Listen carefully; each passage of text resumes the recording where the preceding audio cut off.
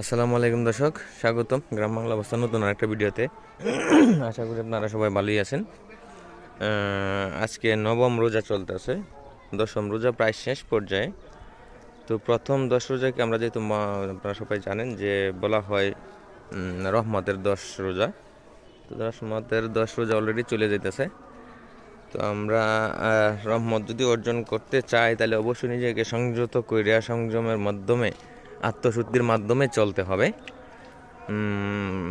নিজেকে পরিশুদ্ধ কইরা তারপর আল্লাহর কাছে চাইলে আল্লাহর হয়তো বা রহমত দিলেও দিতে পারেন।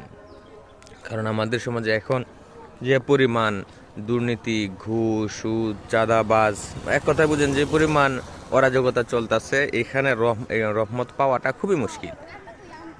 তো আমরা এইসব এড়াইয়া চলবো, এসবের সাথে তো যুক্ত থাকবোই না, বরঞ্চ প্রতিবাদ জানাবো।